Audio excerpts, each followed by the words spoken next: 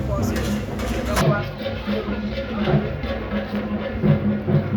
I mean, we'll share a dime for Fay, Esimelia, Achemfour Asiedu Agyeman the 30 years anniversary OD and they was see a year a time kama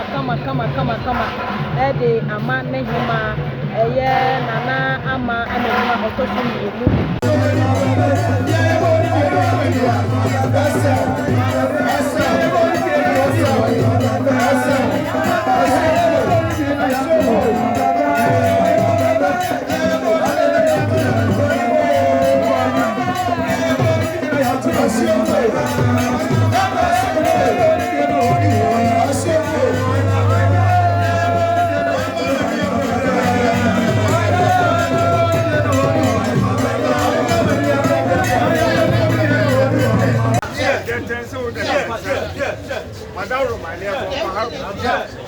My dear Dina said, yeah, and I see a graduate from yeah, a woman, yeah, my get on it, yeah,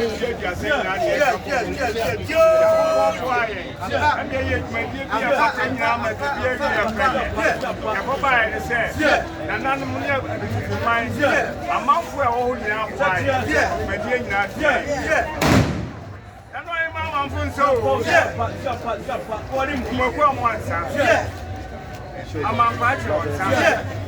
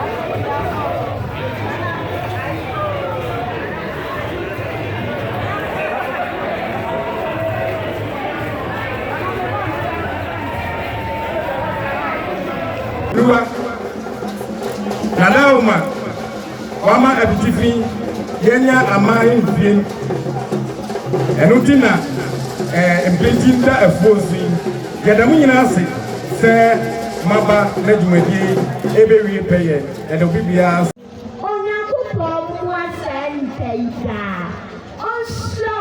na ontre won ahye nana ma me nya ofufu nche a awodi wo nya wo chefada nana oche yamponyame no emwa na tumi nya echenya eneyeru nana hema mima umo ne ajumade ayiko manwato me damasi na dure na na wudi adwemono enkati akan ya wo chamu mu o chamu na na wo sirima o madie ye bia to asonkontonkra ni ni oni apasebe nkuminya esunsum enne se wama dontin ahima dabra o de se kronkron mo ene adwuma mo ene adwuma yamao ayiko nana mamania wiasiman etio nana amania Ghana man etio nana ama amania okomanu okoman etio kasa Ohema kasa na donti man etio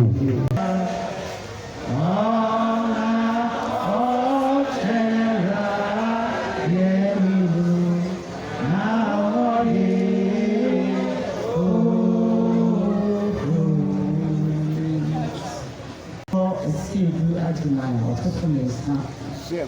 Abetifi Ohemaa Okowo Adontenhene. Nananom a mo ha chairman lawyer Kwame Tia ene yesia ha. Say ha dia onyame aya. Ebu adwene ntiase so. Ampa. Esu nhira enene yehu na Abetifi kromu eyi. Se isu ato ama sukochia eyi bebre ehu bi okromu ha ate eno sese ewurade esire dwumadi so ena ade besi ama ya program no Achemfour friend obisa se mani ede na wo ka kire wo manfo ena me se nana minama no ma beso me dae ese ni si otan ma wo na wo mo besi ampa oyidi hwe na ni na ni obi sa ese enipa bi abo ano ba na ampa be ka kire se nana ai osiro e ho an